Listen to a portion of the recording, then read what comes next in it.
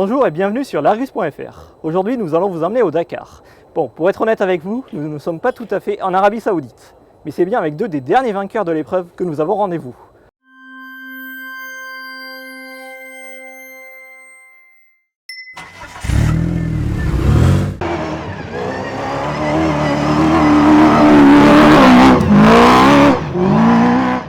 Le premier, c'est ce pick-up Toyota Hilux T1+, dans lequel je vais bientôt prendre place.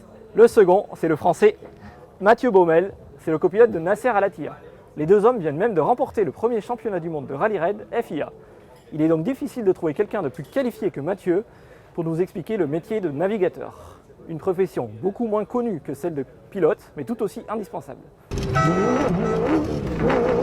Mathieu Baumel, 46 ans, originaire du sud de la France et un début en compétition en 1997. Mon premier Dakar en 2005 et réellement professionnel depuis 2006.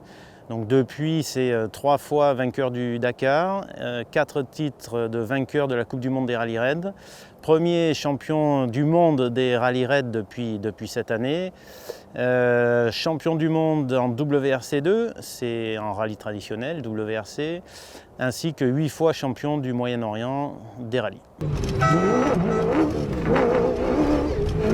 Copilote, ou on dit navigateur pour le rallye raid, donc j'ai la chance de pouvoir participer aux deux types d'épreuves qui sont complètement différents, c'est deux métiers différents. Et pour la partie navigation, donc rallye raid, c'est vraiment essayer de trouver le meilleur chemin avec les informations que l'organisateur nous fournit, et c'est pas beaucoup, mais on a les dangers principaux, les changements de direction, les waypoints obligatoires à relier les uns aux autres sur les 300, 400, 500 km de spéciale journalière.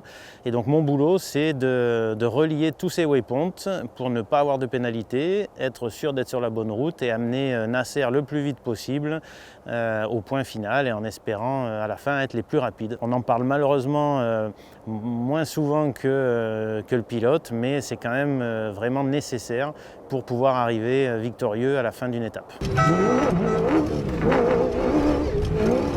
Les qualités premières, je dirais le calme et savoir analyser les informations qu'on nous fournit sur un dessin par rapport au réel qu'on a devant nous, savoir les expliquer aux pilotes et vérifier que les explications données ont bien été suivies. Donc tout ça dans un laps de temps très très court.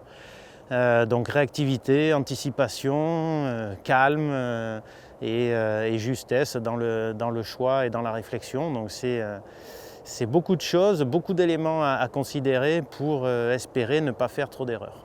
Et en plus, voilà, on est secoué dans tous les sens, c'est pas une autoroute, malgré les vitesses qu'on peut atteindre. C'est des terrains très accidentés, du hors-piste, des dunes. Sur une même journée, on peut avoir énormément de chemins et de terrains différents. Donc il faut encore une fois savoir s'adapter, réagir extrêmement vite et avoir une capacité d'analyse un peu supérieure à la normale.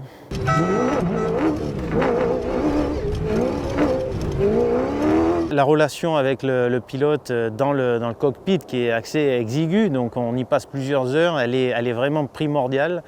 C'est presque 50% du résultat, je dirais, parce que l'ambiance émotionnelle qu'on arrive à fournir dans le cockpit, elle amène au calme, à la réflexion et à la rapidité d'interprétation pendant la spéciale. Il ne faut pas oublier que le pilote roule à fond et en pensant aller dans la bonne direction, et pendant que nous on est en train d'analyser ce qui devrait arriver plus tard. Et c'est là où des fois il faut pouvoir avoir une interaction pilote-copilote qui est très très forte. Et de ce côté-là, moi j'ai beaucoup de chance avec Nasser, parce qu'on est plus des amis, on est même au-delà plutôt qu'une relation de travail. Donc on arrive à réagir et à se comprendre très très vite, ce qui nous permet d'analyser la situation peut-être un peu plus rapidement que certains, et du coup de prendre une décision avant les autres et de revenir plus vite sur le bon chemin, et du coup de perdre moins de temps.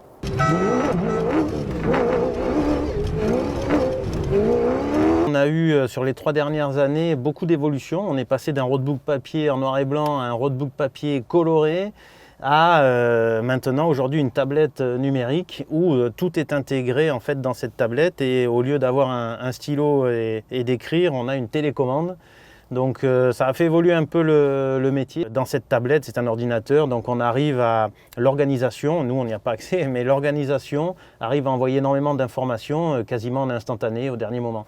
Donc ça nous permet de recevoir le roadbook par exemple 5 minutes avant le départ dans la spéciale, chose qui était impossible à faire avec un roadbook papier évidemment. On a tout qui est regroupé dans la tablette, avec la partie haute qui va nous servir à la navigation, et la partie basse qui est réellement le roadbook. Donc tout est contrôlable avec cette télécommande, et je peux marquer, passer, jouer avec mes distances totales et partielles, vérifier que j'ai bien validé mes waypoints obligatoires de passage, contrôler ma vitesse, et puis il y a d'autres pages qui servent un peu moins mais qui sont quand même accessibles directement, et donc ça nous facilite la vie. C'est une autre manière de travailler puisqu'on va découvrir en fait le roadbook tout en roulant. Donc c'est juste une manière de travailler différente, mais une très bonne évolution pour la discipline.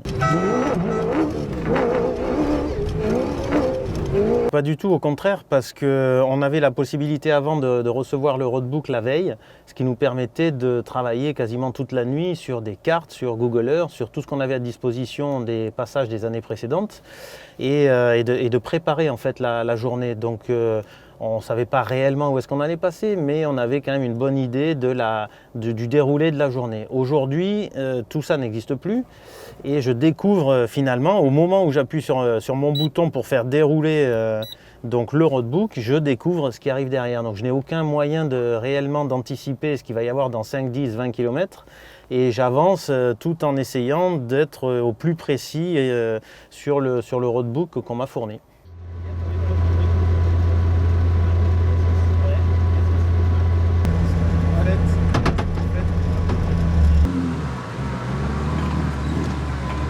Allez, Mathieu a assez parlé, maintenant c'est à moi de jouer. Je m'installe à ses côtés dans son baquet habituel, avec son roadbook numérique, pendant qu'il prend le volant. Il me confie la mission de lui annoncer les notes sur un bref parcours accidenté, tout près du parc Astérix. Facile.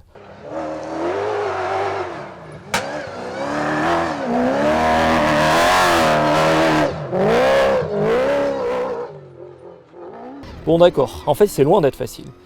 Je suis secoué dans tous les sens, je ne comprends pas certaines des indications qui s'affichent sur la tablette face à moi, et j'annonce les notes soit en retard, soit en avance. Si Mathieu m'avait fait aveuglément confiance, on serait perdu, ou alors on aurait fini dans le décor depuis longtemps. Je dois vite me faire une raison, Mathieu n'a pas exagéré.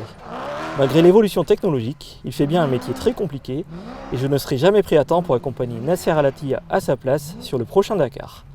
Tant pis, ma reconversion comme navigateur en rallye raid attendra. Je repars à la rédaction et je vous dis à bientôt pour de nouvelles aventures sur larus.fr.